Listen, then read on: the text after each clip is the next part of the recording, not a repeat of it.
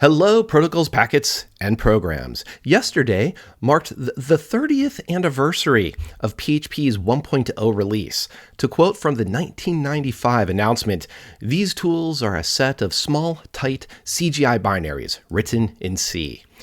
PHP contributed to the early World Wide Web by increasing the amount of web pages, the amount of open source code, and the amount of CVEs.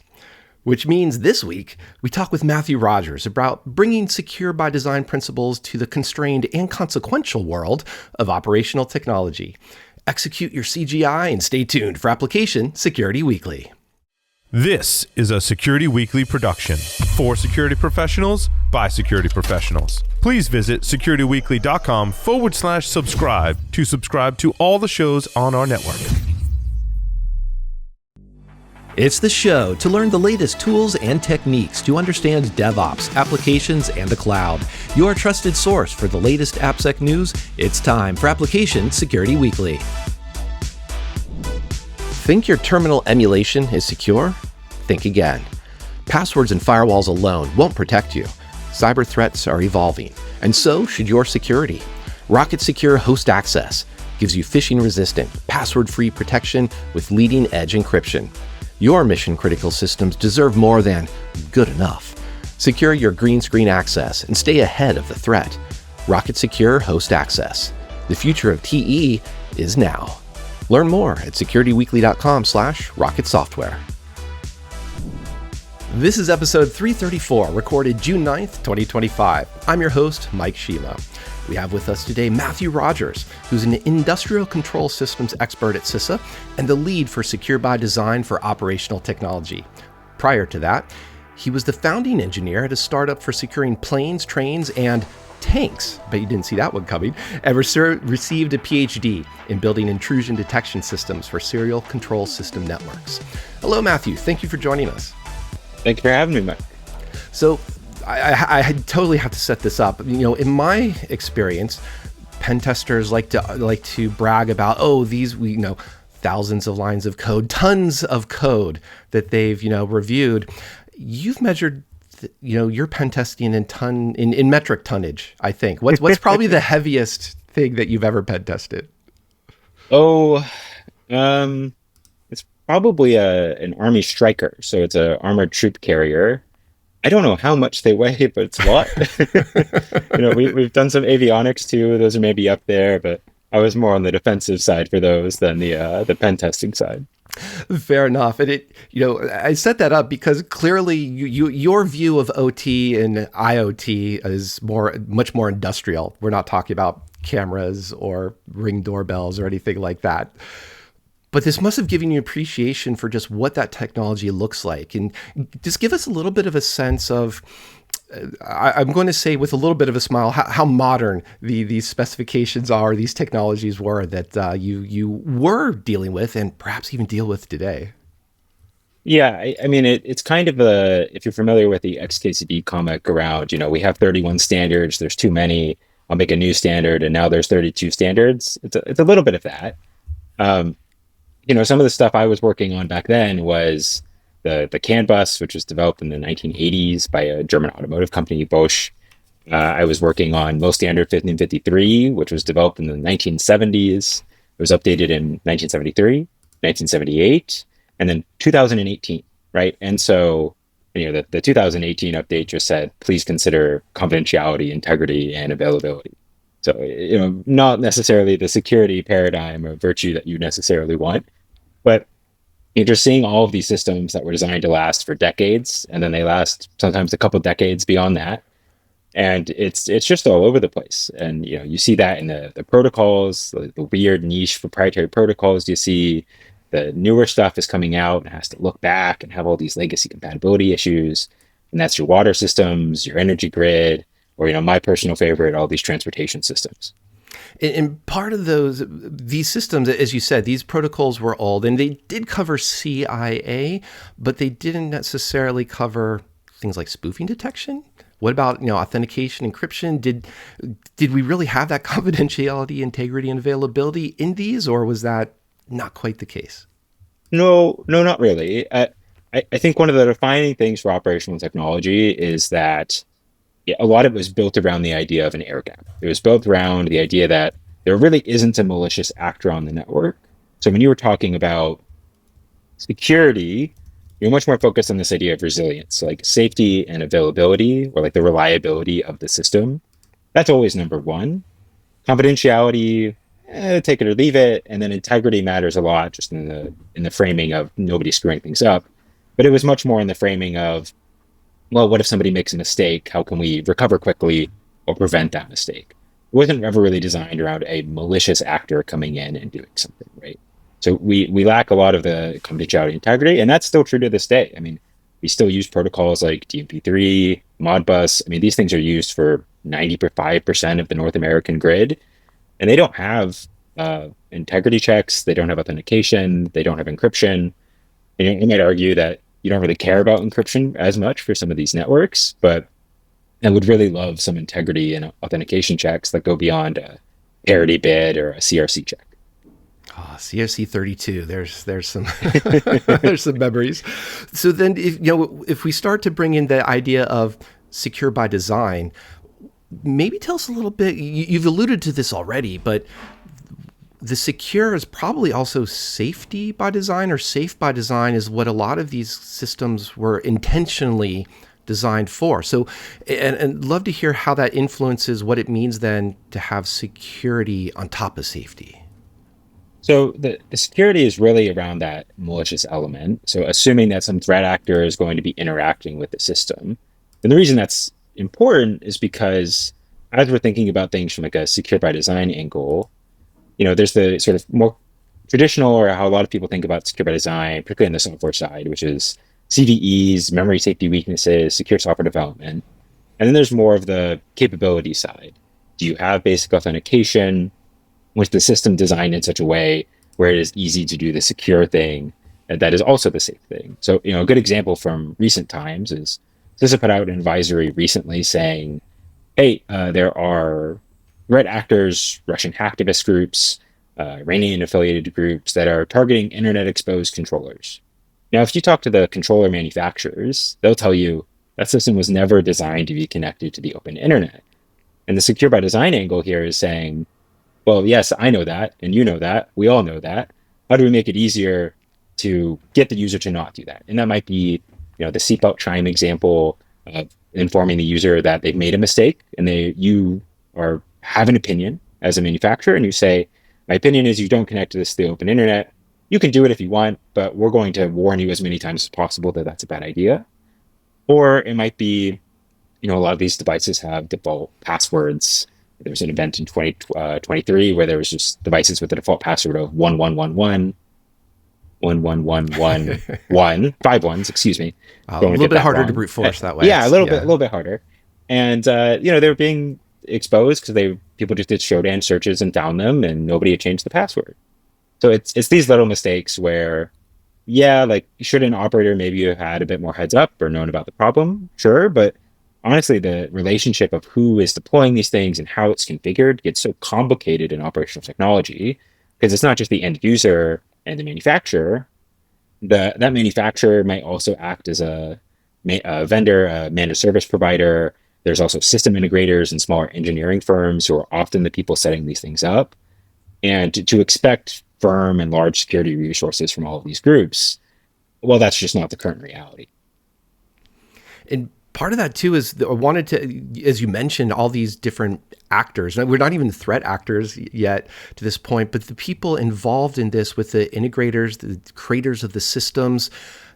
You alluded to this a little bit, but who's responsible for the secure design in this? Because I think you can have a bunch of different components, but then you have an integrator putting a bunch of different components together. You have the operators, as you mentioned.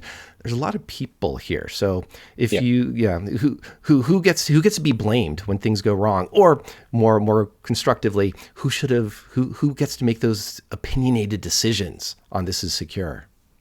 Well, what's complicating this further, to avoid giving you the straight answer of you can blame one group. I wish I could say that so cleanly, but the ecosystem is changing and getting more connected. So we're seeing things like vendors having 24/7 persistent connections for maintenance and reporting purposes into an environment. Maybe the integrator has a more day-to-day role in operating and maintaining the system. And at the end of the day, the uptime and the reliability and the safety of that piece of critical infrastructure does come down to the operator. But we're seeing more and more the line kind of blurring. It's no longer just design, deploy, maintain. Operators are maintain, integrators are deploy, and the manufacturers, the vendors are design. It kind of blends the line a little bit in terms of who is responsible for what. So the kind of issue is it comes down to contracts, and did you put security in the contract, and who is capable of what? And a lot of the secure by design work is trying to get it to us to a point where if you're a small water utility and you didn't say, I want this level of security in my contract, well, you at least get something. That's kind of the end goal of a lot of this work is, if you wanted multi-factor authentication or something on a controller, because people are bypassing your segmentation, bypassing your air gap, and you've got one key controller, and if the configuration or the logic of that controller changes, you're having a bad day, the people in your city are having a bad day. Well, maybe adding an additional security control to that one controller is a good idea.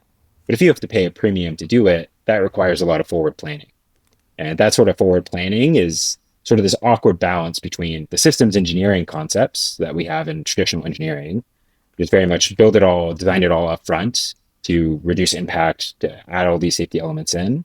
Then the much more like agile software design process and trying to incorporate security needs to adjust to modern threats with this idea of a system that is not really meant to change very much. It's sort of inherently in contrast, but I think can increasingly work together, and it will have to work together. But I think also, hey, Matthew, sorry for joining late. There's another aspect here, though, too, which is the usability, right? Yes. Which is probably why a lot of these things are getting on the network in the first place. Mm-hmm. And that's always that battle between security versus usability. And like I'm guessing that a lot of, as you're sort of hinting at, a lot of these sites don't have strong tech. So they're like, wow, if I had this one box, I can do this easier for my browser. And next thing you know, we're talking to you. Oh, yeah. I mean, they did it for convenience, right? I mean, we saw the number of internet exposed devices spike over COVID for obvious reasons. And they've gone down, but they're still connected, right? I mean, a lot of controllers these days will offer like a remote view capability from your phone. So you can like log in on an app and check the like HMI, the human machine interface output of your water system. Mm-hmm. And that's cool and can be done securely. But if it's built on top of an architecture that isn't great, then that's where we get the problems, right? I think the core of secure by design is really the same in terms of the end goal. The challenge is the journey to get there. And some of that is we have a very different audience in terms of some of these operator bases and kind of what is acceptable from a usability, what is acceptable from a disrupting operations perspective. But I think the greater issue is we have all this legacy technology. And as we get all these pressures to interconnect things and make them more efficient, or business drivers for the need to produce more energy in the light of all of these AI use cases, well, those connectivity are now connecting back to these legacy systems, which don't have the security that you want. And so a lot of the secure by design focus from my team is, yeah, we're here and we kind of have a rough idea of where we want to be for what a secure foundation looks like, but how do we bridge the gap between those two things? And in my view, the answer to that is a lot of usability studies, a lot of human-centered design, because we don't necessarily need new technology. It's sort of like Mike, I know you've cited this one before. It's like the classic, like, why little Johnny can't encrypt paper, right?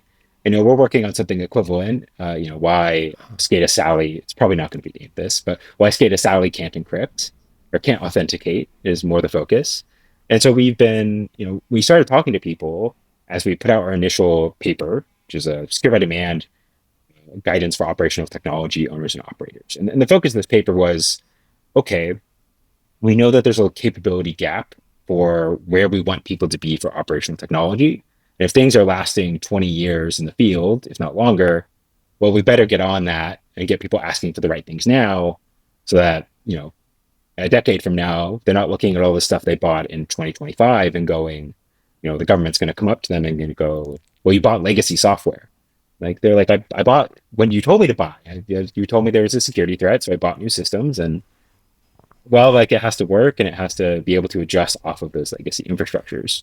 Can you give us, And yeah, go ahead. I want to ask, because one of the neat things I appreciate about CISA's approach here was that emphasis on that human-centered design, or just ask people, what are the challenges you have? And I'm curious in the sense of, you mentioned, like, is encryption even, the most important part of many of these systems? And I think, we chatted a little bit before, and you explained that, Modbus could be over TLS. There are TLS-enabled protocols, but do we really is PKI really viable on all these small OT systems? Is it necessary? What could you give us maybe some insights into what some of that user feedback has been? Like, this is what I'm really struggling with, or this is the threat model that I really have, which happens to be squirrels eating power lines rather than state-sponsored threat actors. Well, the cyber squirrels are always the big threat actor, Mike. But so we've been doing a bunch of interviews to directly this point, because it's not that the technology doesn't exist.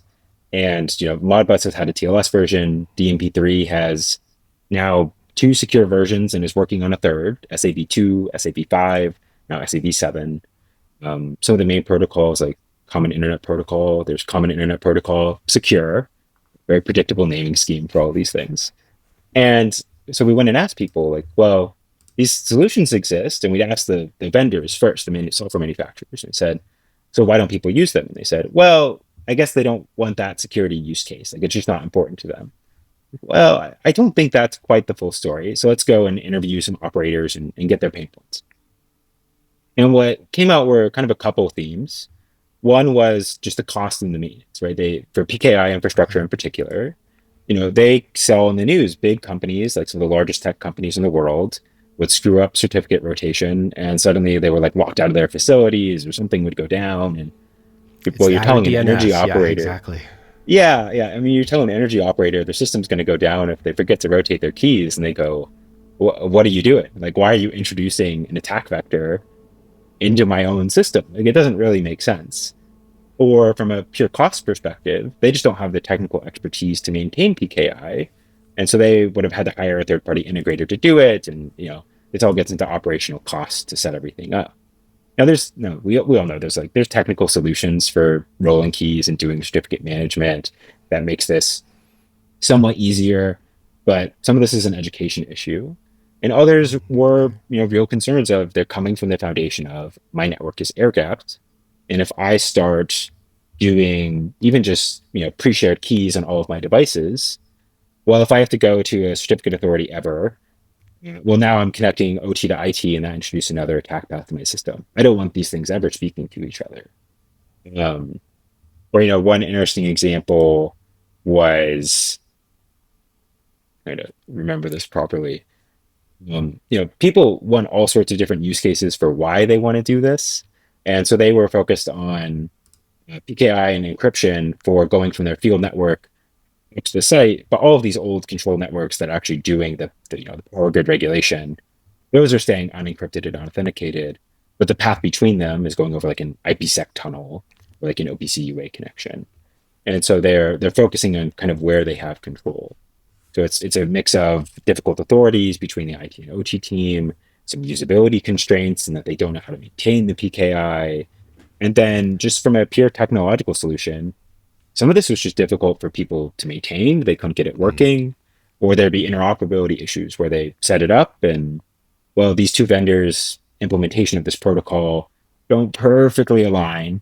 And so something would break. And it's always the challenge with these things of one thing breaks and then you go, oh, okay, it's not worth the risk. I'm taking it down. And, you don't really get multiple chances to iterate on this. That's why I focus on integrity. Yeah. And it feels like that resilience and availability are absolutely the cornerstones of the concerns that these operators, that the system owners have. Yes. As you're describing that, I'm curious then, I've been waiting. You haven't mentioned just rewrite everything in Rust yet. So clearly, there's got to be something more fundamental to security by design for OT. It sounds like it's more of almost the processes, or is more of this securitized by design approach, if I can learn to speak today.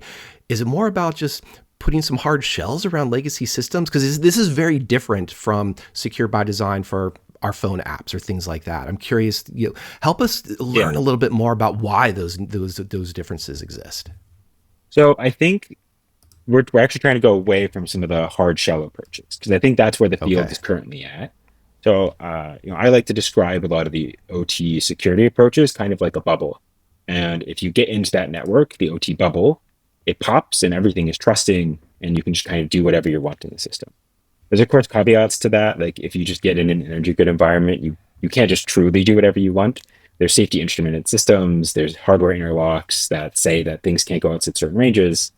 But if you get on the right components, well, suddenly you can do whatever you want.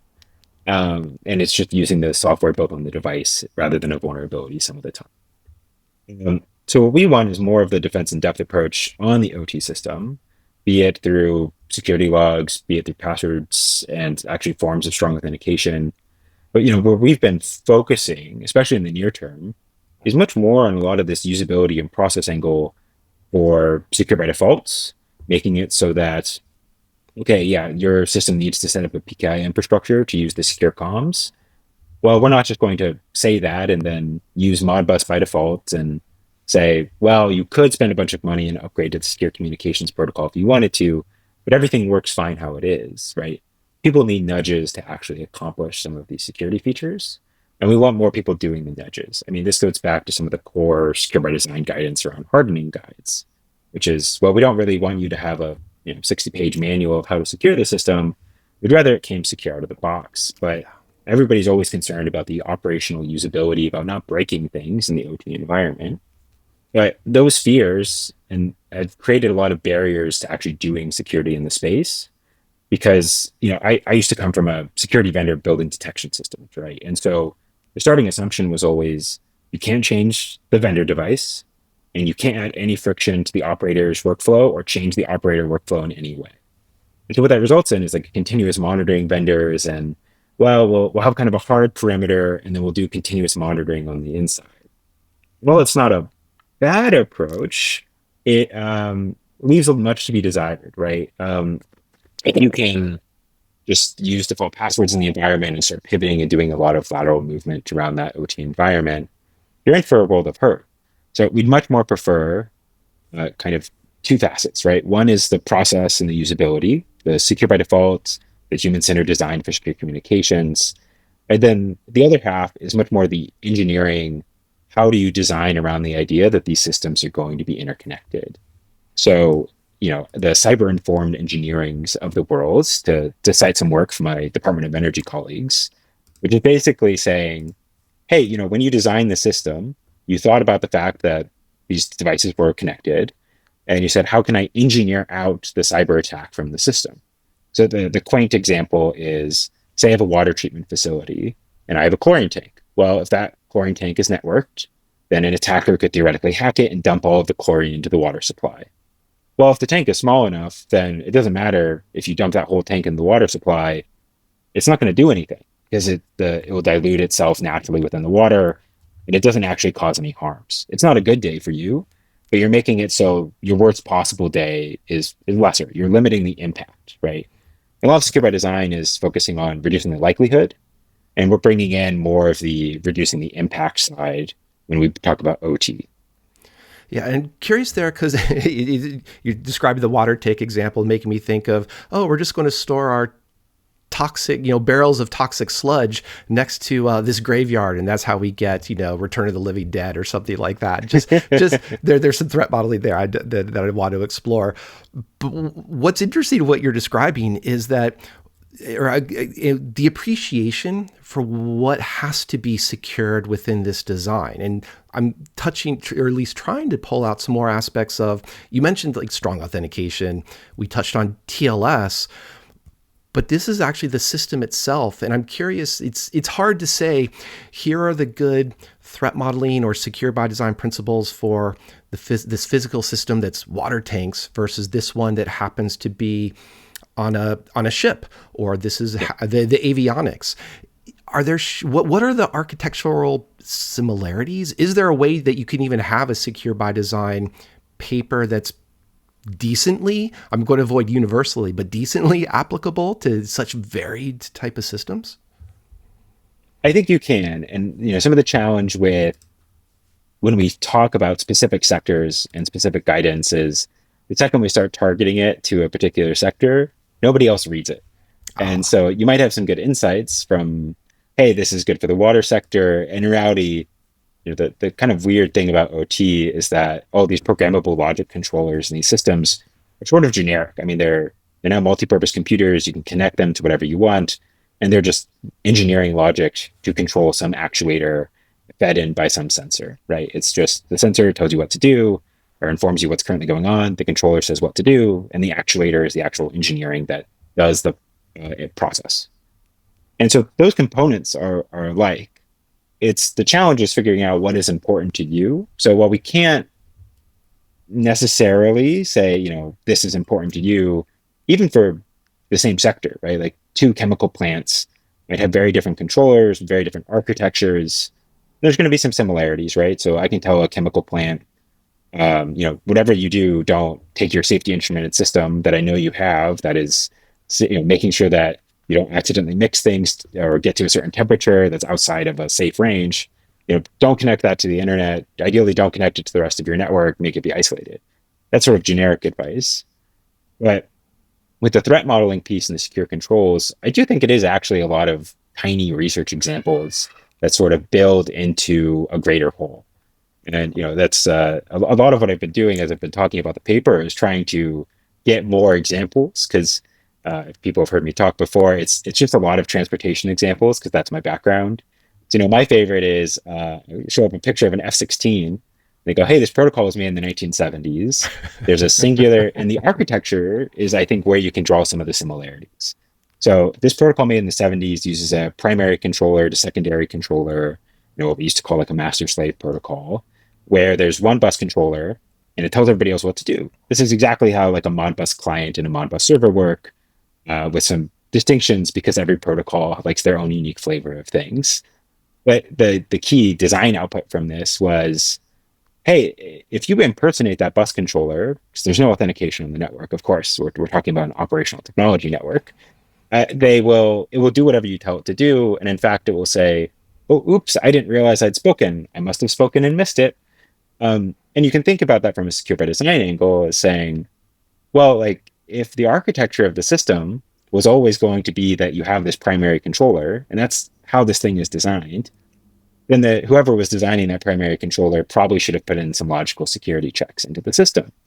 And I think this is where we get into more of the kind of nitty gritty balance between like, what do we expect the manufacturer to do versus what do we expect the operator to do?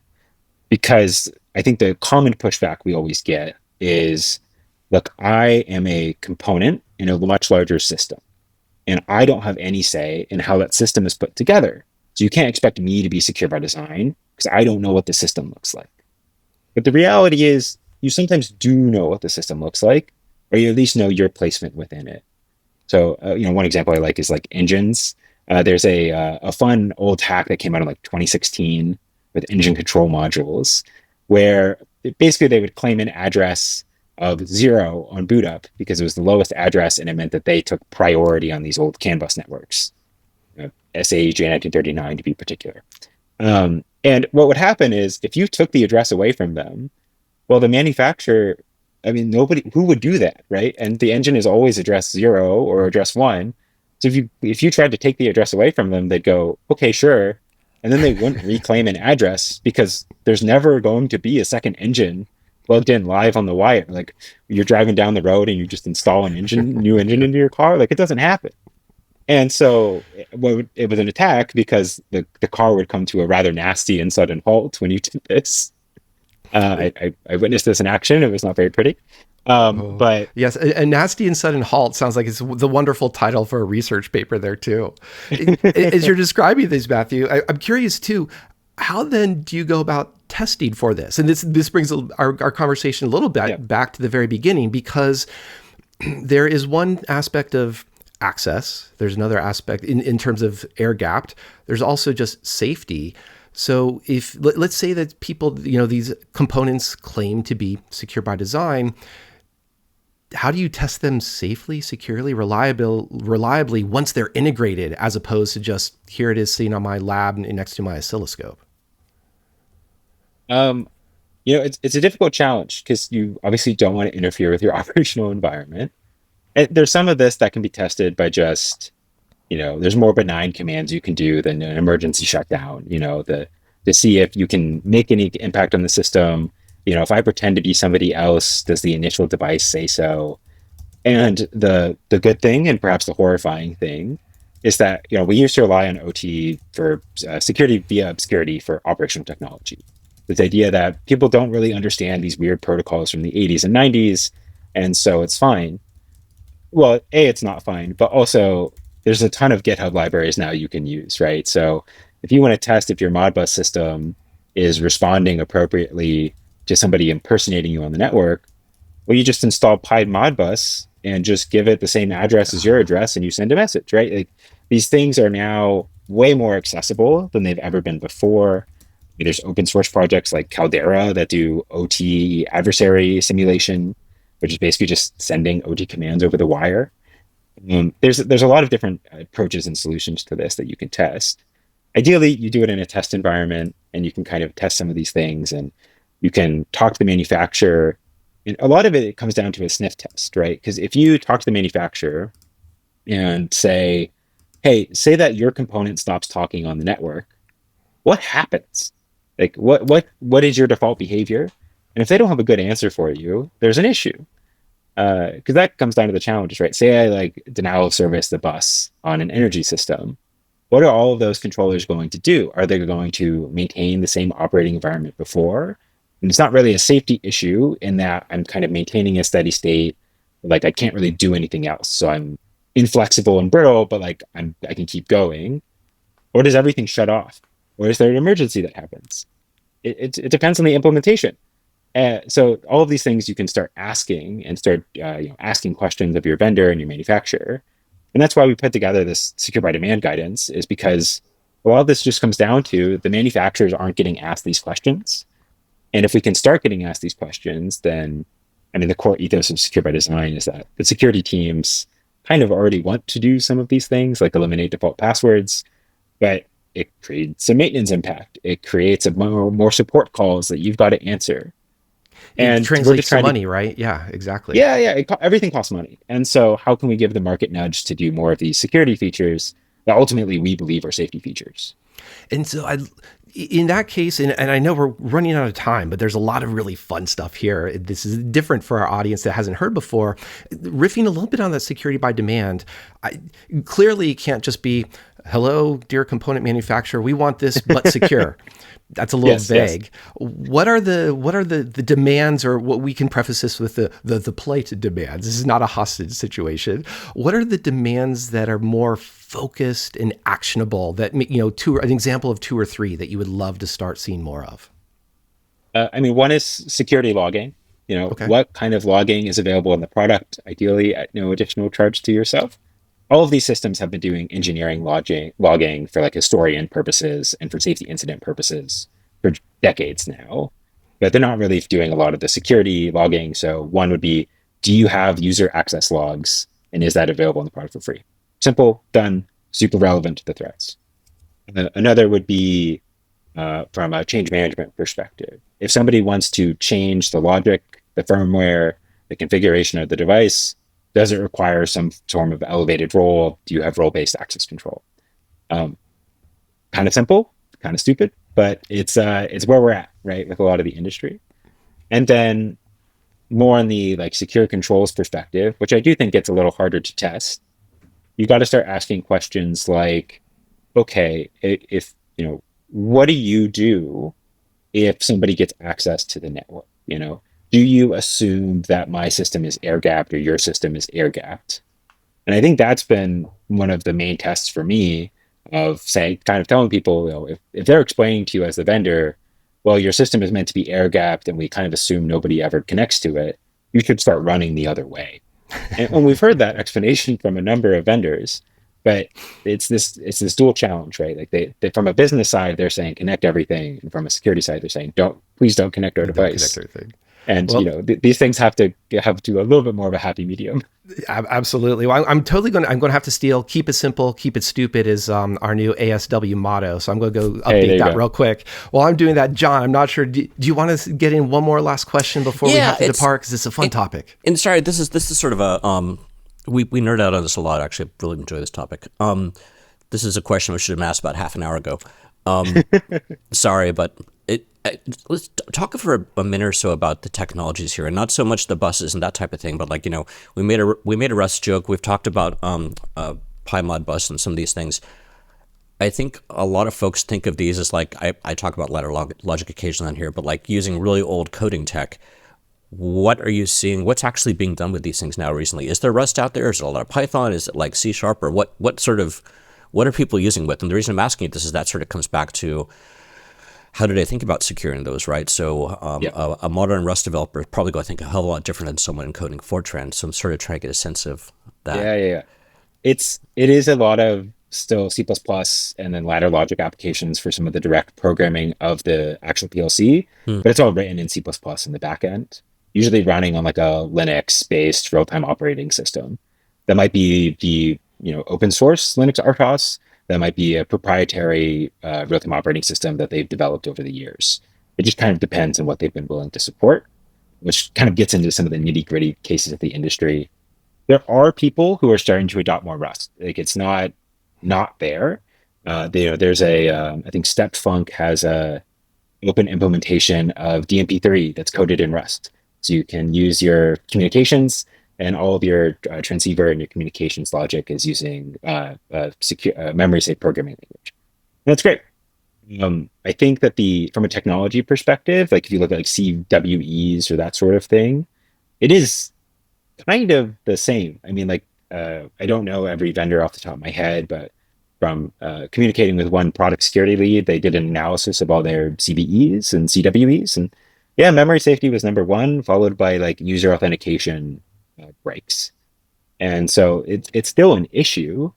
The reason why we're not focusing on it as much, particularly on like the CVE angle, is just because there's all the other capabilities we need to get done. And if you can use the tools of the system to break things, then you don't necessarily need to find one of these exploits or vulnerabilities, which is why, we got a lot of pushback when we released the paper initially from some OT people because we put patching in there, and which sounds insane perhaps to an IT audience, but the reason why is because patching has like a 4% uptake for some of these vendors. Wow. Like it's really low, and that's not to say they can't do anything to increase patch rates, but there's a fundamental operational constraint, right? Like you can't patch a system inside of in a live window. Like it has to go offline. You'll break something, so you have to find downtime.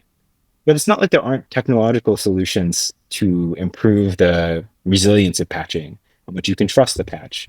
So a lot of the paper is focused on this usability, human-centered design element, and also how you can increase consumer confidence, right? So it might be introducing more containerization technology to allow for hot patching on these devices. Again, like there's some R&D, there's some newer products that contain this technology. It's nowhere near as ubiquitous as it is in the enterprise IT space. Or similarly, like gold image, gold disk recovery kind of mechanisms. Yeah, they exist in some sectors, but they don't exist in all sectors. And so, yeah, the patch might genuinely break something and you brick your device, right? Like there's a world of ranges. And a lot of what CISA does is try to bring together the different sectors, not necessarily because their use cases are going to be the same. They're not. But what is seen as an impossibility from one sector is sometimes seen as the norm in another. Like multi-factor authentication is another one where we got pushback. Like, you can't do MFA and OT. What am I going to do? Like a robot arm is swinging at me and I'm going to pull out my phone and type in a code. Like, get out of here, right? Like there's operational constraints. But then you go to the freight rail sector and they say, well, if you're changing the vital signaling logic on one of my wayside computers, so, one of the actual signaling stops that the train is going to stop by, well, you better have MFA or some form of like local presence or something that you have, because that thing is not meant to change very frequently, if at all. And if it does change, there's all this whole safety process I have to go through. So there better be some technological control on top of a paper check before changing things. And that's really what we're trying to do. Is a lot of these are kind of enforced by paper. We would love them to be enforced by technology in a way that is actually sustainable for these organizations. And I can imagine you're not going to be able to have like the reliability of hot patching or resiliency of a Kubernetes that might run on your train. You're not going to run Kubernetes on a smaller, like, low memory constrained device. So there's that patching strategy is also going to change. Unfortunately, Matthew, we're also under our own constraints of time. So clearly this conversation has to continue. So we're going to have to invite you back for more. But until then, where can people find out more about just the things you're passionate about that you've been talking about or been writing about? Yeah, so I would point you all to the Secure by Demand guidance for operational technology owners and operators when selecting digital products. It's a document that has gone through some international collaboration when the name is that long. So if you just Google Secure by Demand operational technology CISA, it'll come up. But I'd point people there for sort of our list of what to ask for and how to think about it. And then there's a talk we gave that got published by S4 recently, where you can hear me dive a little bit more into some of my niche transportation examples. Absolutely looking forward to watching that again. And listeners, we'll put those references into the show notes as well. And Matthew, before we let you leave, there's one other thing that we ask all of our guests this year. Please describe AppSec in 3 words. And I'm hoping that, that's a pretty constrained environment and this is something you should be used to. Yeah, definitely. Well, first I'd say authentication. Care about authentication more than most things, particularly as a very salty continuous monitoring vendor. Fair. Usability. I think the human-centered design piece, getting people to actually use the technology is one of the most important things. And then finally, like engineering. How can we think about not just, I love giving people a world of options. I think that's kind of the engineering trap we sometimes fall in as software developers, is giving people as much choice as possible. But sometimes you just got to have an opinion and you've got to see, can I design the system in such a way that this whole threat model is not something I've got to worry about. And I'd love to see more of that. Well, speaking of opinions, I really am looking forward to, I really hope we do see more of SCADA Sally and her twin sister Mustang Sally in the consumer side as well. So I just got to say thank you once again, Matthew. This was a fun conversation. Yeah, thank you very much. This is great. Also want to say thank you to John. Thanks everybody for listening. We're going to take that quick break now and return with news of the week.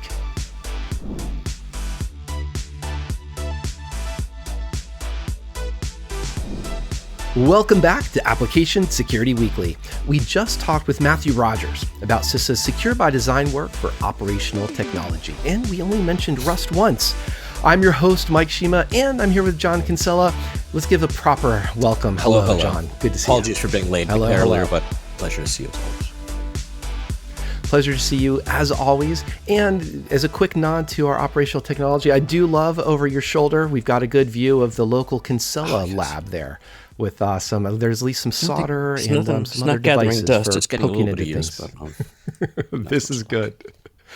Well, just in case you wanted to put some of that equipment to use, John, keep it from collecting dust, there is a article titled "Attention High Voltage, Exploring the Attack Surface of the Rockwell Automation Power Monitor 1000."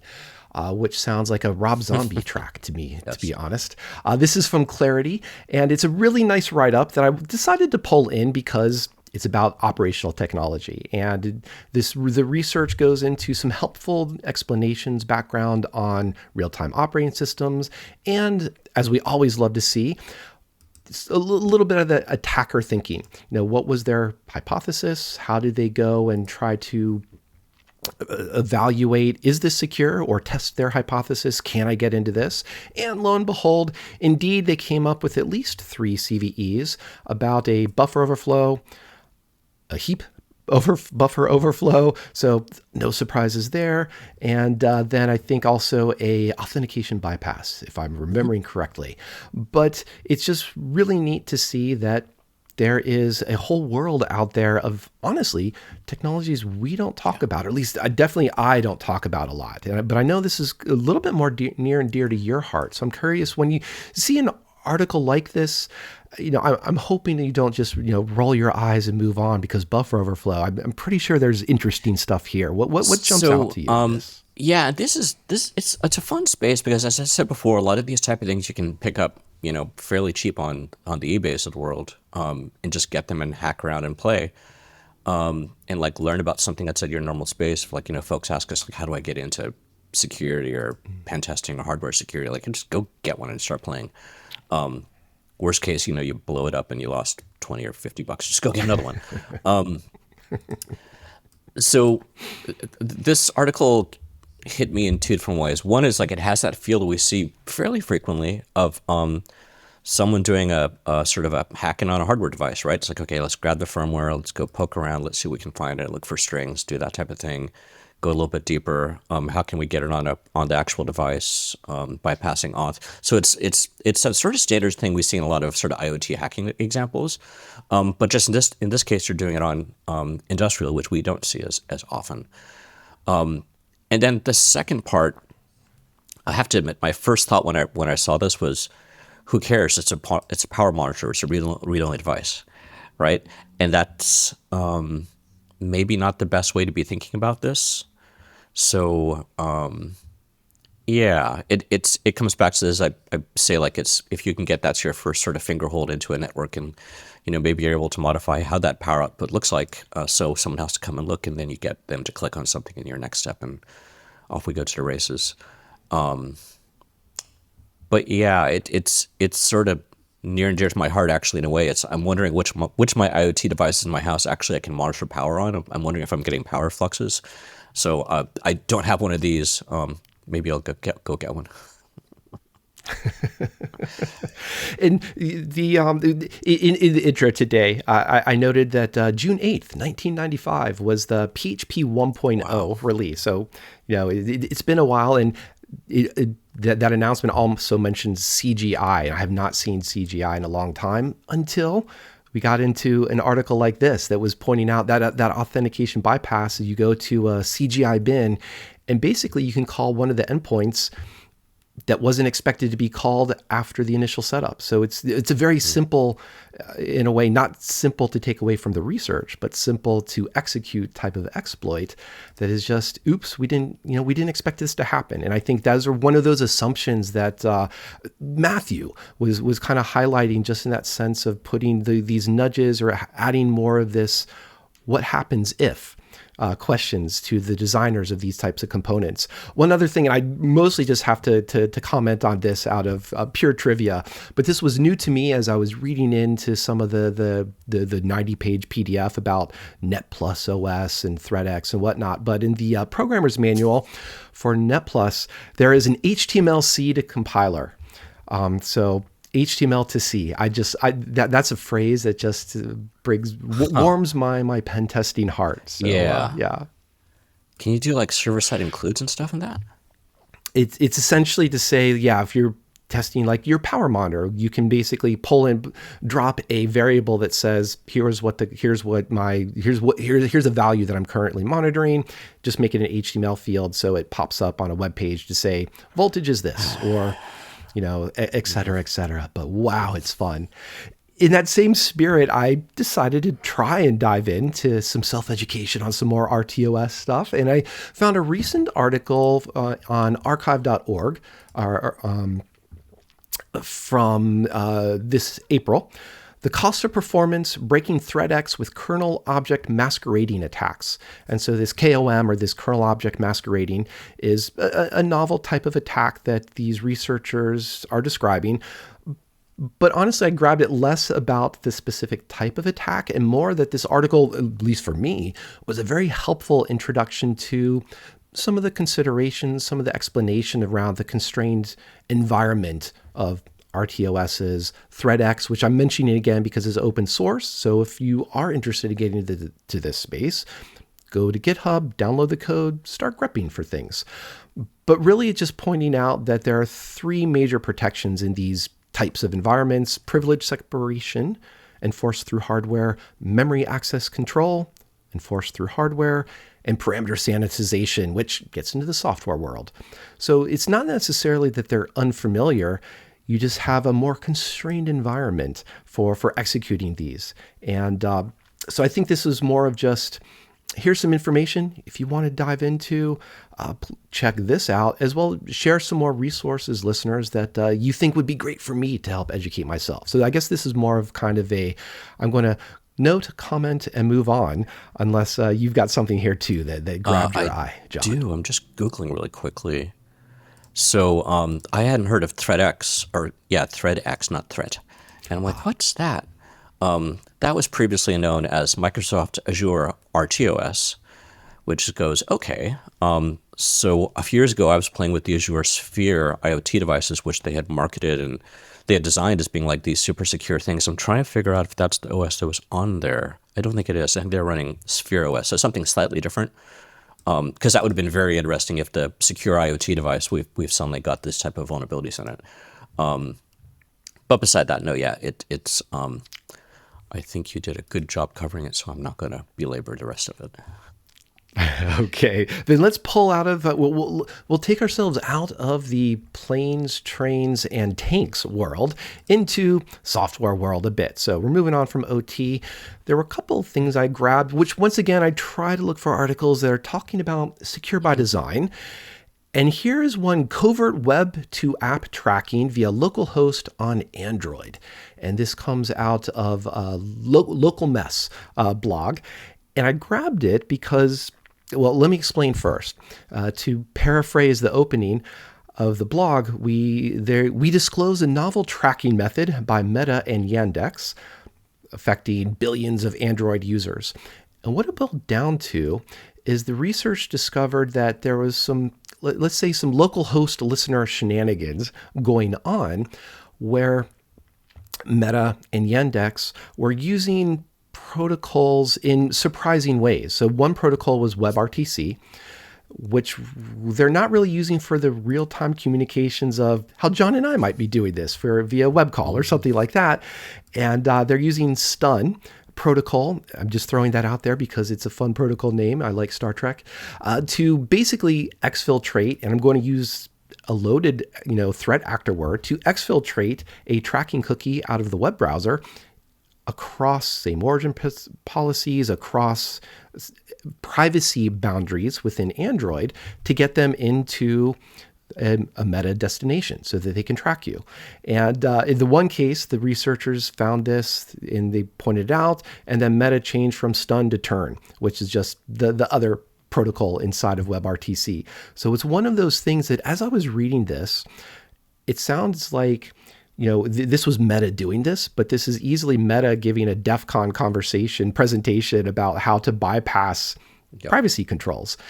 It's just not, some dude or some gal with cool hair and some, DEF CON styling giving this presentation. Just a multi-billion-dollar company instead. So I'm sort of scanning through and trying to figure out, did these guys did Yandex and Meta come up with this idea separately, or is this a result of them working together? It looked like parallel discovery because their techniques were also slightly different, but it was one of those things that, when someone starts poking around, how can we do this? Let me step back a second. They're both motivated. How can we reliably track a user? And so you start to dig into what protocols are available to us. How do they interact with localhost? What information can I tunnel through that? And that's why WebRTC and WebSockets both actually came up. But the implementations were slightly different. So there's nothing in the article that implies collaboration here. It's more of just parallel discoveries, which is honestly not uncommon. Interesting. But yeah, so... And then I'm thinking, I'm just thinking if they're both on the same device, they're not using the same port, but I wonder if they ever start getting in each other's way. That's more of an operational thing that they can debug and troubleshoot. The other aspect of this is just thinking about the code that you're running in the web browser, the JavaScript that's able to go and check for that port listening without slowing down the rest of your browsing, or I know they're multi-threaded, but still that can sort of slow down everything else. So what was there a noticeable change in user experience is what I'm asking. But then the last thing is we're talking off air is I'm sort of curious, how well did these guys harden these listeners? In other words, if we fuzzed them or if we started just trying to attack them, would they be resistant to that, or could there have been other malicious use of these listeners for third parties, maybe a competitor to Meta? That whole space could have got very interesting, I think, if they had left this up. That would be, and anecdotally, this is, decades ago, there were examples of large organizations basically logging cookies to log files that were open that any other app, any peer on the Android device could read. And so that's kind of exactly what you were saying. There's some potential for privacy leaks here, and privacy leaks from multi-billion-dollar companies with multi-billion-dollar user bases, which set themselves up, I'm sure, for many class action lawsuits. But now we get out of the AppSec into the LawSec, if you will. I'm just going to start coining phrases. But in the spirit of trying to continue secure by design thinking ideas, there was one other article that I had to grab because it's admittedly marketing, but this is from Trail of Bits. We've covered a lot of their blog posts in the past. Great technical content. This one was a PDF, so sorry folks for linking to a PDF, but this is evaluating fair play in a $5 billion game. And if we were going to make this a quiz topic, no, this is not about cryptocurrency or smart contracts. This is about Monopoly Go. And like many online games, it relies on random numbers.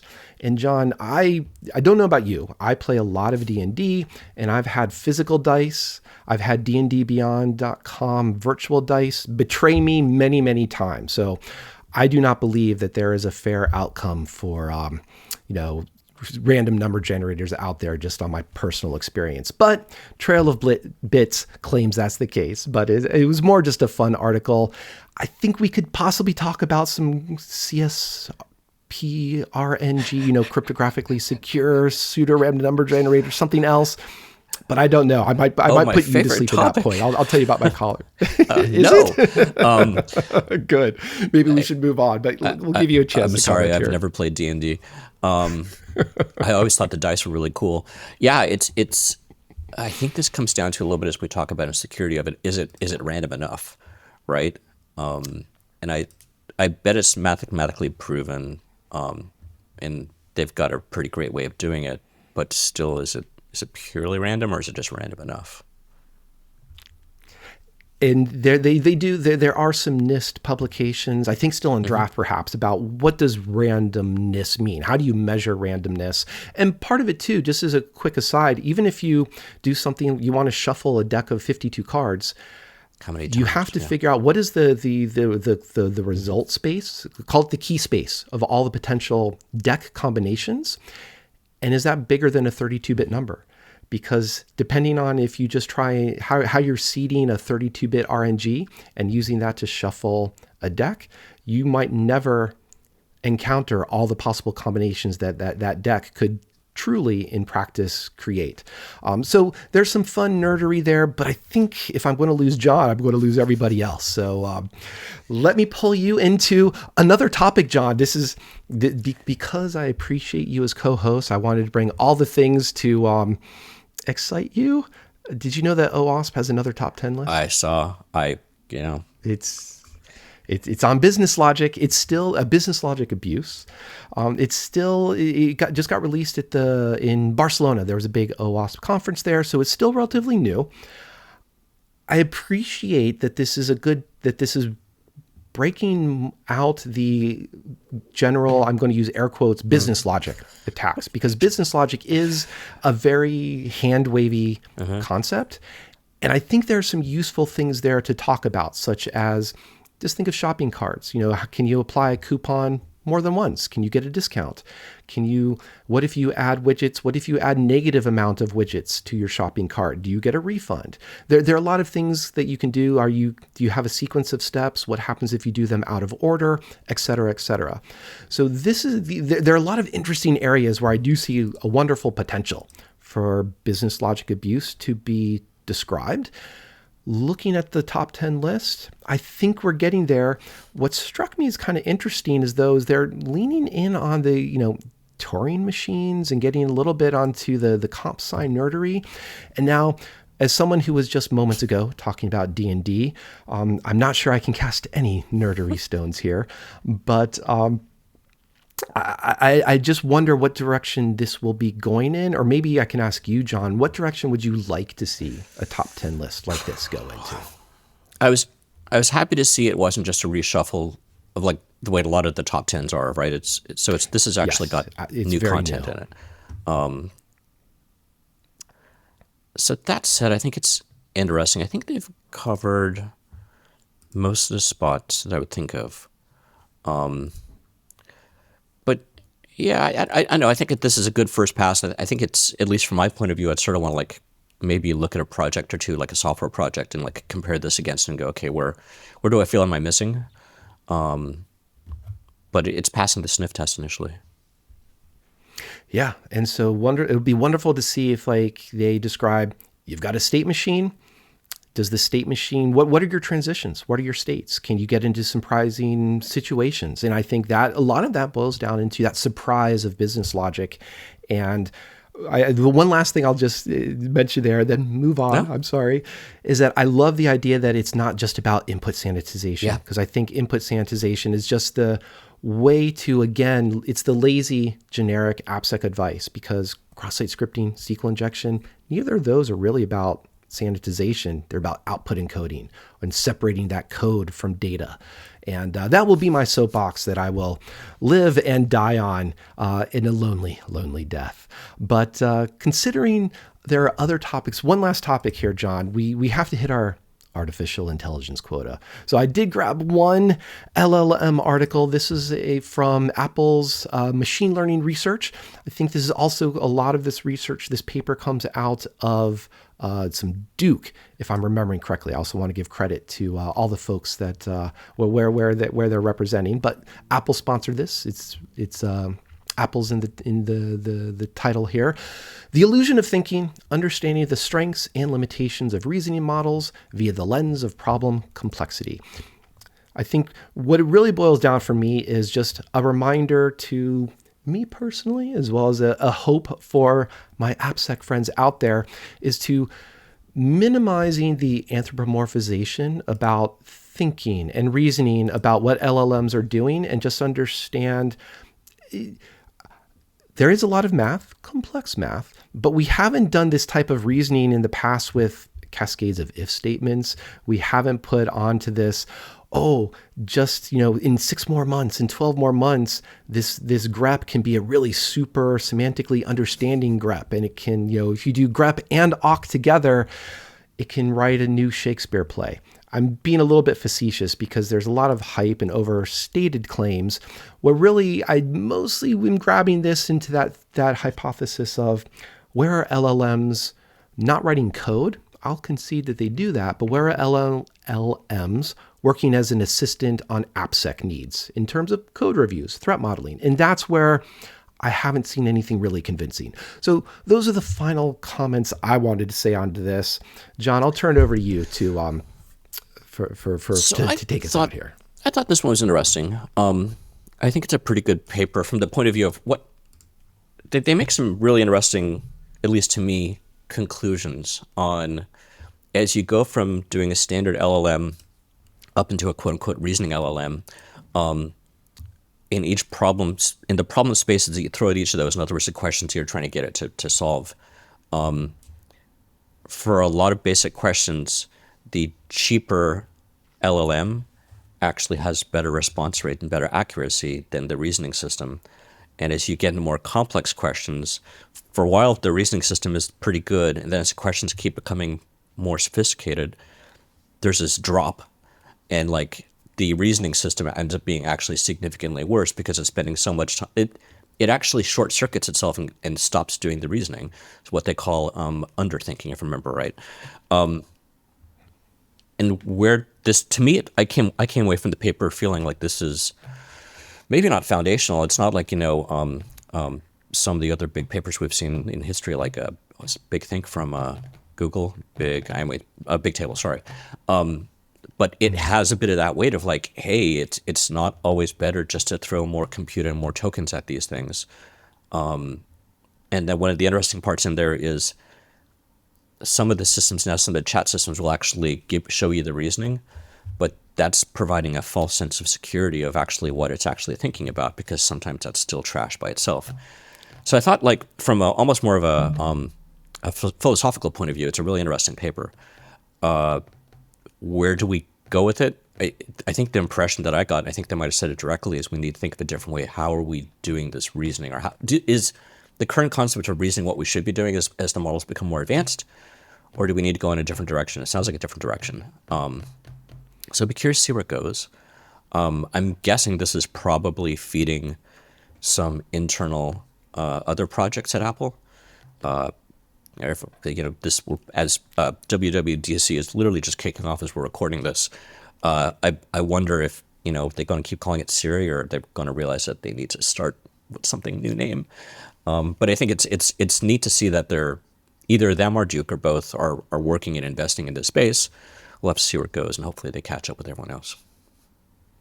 Indeed. And I think, to be fair about this paper, it's kind of to emphasize what you're describing too. Like they use the Tower of Hanoi as a major, as a good example, which is a relatively constrained problem to tackle. And so one of their challenges they're saying too is, how do we figure out how do we measure the reasoning? And are there more complex things where LLMs would be measured separately, differently, and so on? And for me, they also included there's the famous river crossing. You have, for example, like a fox, a chicken, and grain. I've played with this too, and I've seen that LLMs mostly just memorize patterns and responses, because you could do something like, hey, John Kinsella LM, that's your new name now. I have a fox, a chicken, and some grain. I want to get to the other side, and help me build a bridge out of my boat. I think you and I, as a human, understand exactly how I'm subverting and the entire problem. But in LLMs are like, oh, first you have to take the chicken, or you do this. It doesn't really understand the nuance. It just it recognizes the broad design of what I asked there. So, it's actually you brought up something interesting by mentioning those two, as they call them, puzzle environments. So one of the things they are mentioning in the paper is if you ask it to solve Tower of Hanoi, they're relatively decent at that, because there's so many examples of that on the web. As they start going through, there's four I see here: checkers jumping, and then river crossing, and then blocks world. As your puzzles, which you're asking it to solve, become more and more, that there's not as much published information, the answers become more and more sketchy. And that's obvious to us, but at the same time, it's, I think some folks, hopefully not too many listeners to this show, but some folks out there need a reminder that there ain't no thinking going on here. It's just some type of math that's, hopefully doing a relatively decent job of mimicking what it's heard mom and dad say. Indeed. And I think the one last thing is, because I've mentioned grep at least twice so far this episode, one of the ways I'd also note what your comment was, do we need an LLM to solve this? Or can it just be grep? And it's more of just, find the fit for the tool. And if we go back to our conversation with Matthew as well, there's always a cost to these things too. So how much are you going to spend on some GPU cycles to answer a question for just a real quick CPU cycle to grep your code? And that's, I guess, I lied earlier. That's the final thing I'll say on this. That's a long pause just to say, once again, thank you, John, for helping me walk through the news. Enjoy it, and I appreciate it as always.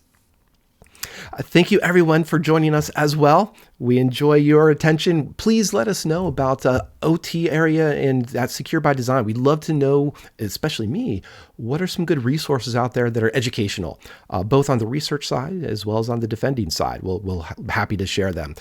As you do that, please remember to subscribe, check out the show notes, share us on the socials. And speaking about planes and trains and all the other kinds of things that are big OT in the metric tons, check out Spaceways by Nightflyer. We'll see you next time on Application Security Weekly.